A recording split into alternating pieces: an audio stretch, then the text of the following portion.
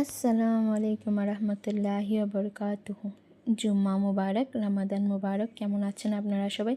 আজকে আমি আপনাদের সাথে একটি ইফতারির আইটেম শেয়ার করতে যাচ্ছি, যার নাম বেগুন ভাজা। তো বেগুন ভাজাটি বানানোর জন্য আমি একটি পাত্রে 2 চামচ বেসন নিয়েছি। তার ভিতরে সামান্য পরিমাণ খাওয়ার সোডা, সামান্য পরিমাণ হলুদের গুঁড়া, সামান্য পরিমাণ মরিচের গুঁড়া, স্বাদ মতো লবণ আর সামান্য পরিমাণ চিলি ফ্লেক্স দিয়ে আস্তে আস্তে পানি দিয়ে ব্যাটারটাকে তৈরি করে নেব।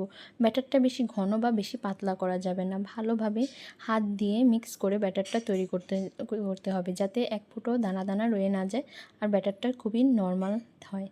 তো এখানে আমি সামান্য পরিমাণ ধনিয়া পাতা দিয়ে ব্যাটারটাকে সম্পূর্ণভাবে আবার একটু নেড়ে চেড়ে ব্যাটারটাকে দেখুন কিভাবে থিকনেস তৈরি করেছি, বেশি পাতলাও হয়নি বেশি ঘনও হয়নি।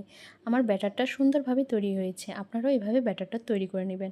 তো আমি এখানে একটা বেগুন স্লাইস করে কেটে নিয়েছি। এখন এই বেসনের ভিতরে বেগুনগুলোকে ডুবিয়ে ডুবিয়ে গরম তেলের ভিতরে ছেড়ে দেব। এভাবে এক এক করে সবগুলো বেগুনকে আমি বেসনের ভিতরে ডুবিয়ে ডুবিয়ে তেলের ভিতরে ছেড়ে দেব।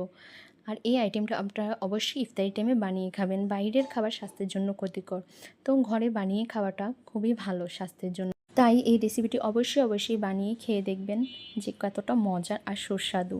এখন যখন বেগুনগুলো এক পিঠ হয়ে যাবে তখন আমি এগুলো উল্টিয়ে পাল্টিয়ে আরেক পিঠ ভেজে নেব।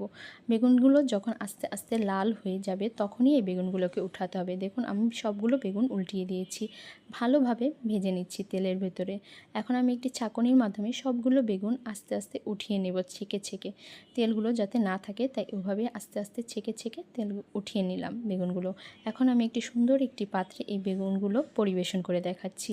দেখুন কি সুন্দর ফুলকো আর মোচমোচে বেগুন ভাজা, দেখলে জিভে জল চলে আসে। আমি এখন আপনাদের একটি বেগুন ভেঙে দেখাচ্ছি। দেখুন ভিতরে ভালোভাবে কুক হয়ে গেছে আর খুবই মচমচে হয়েছে। আমার ভিডিওটি ভালো লাগে অবশ্যই আমার চ্যানেলকে সাবস্ক্রাইব করবেন এবং লাইক কমেন্টস করবেন।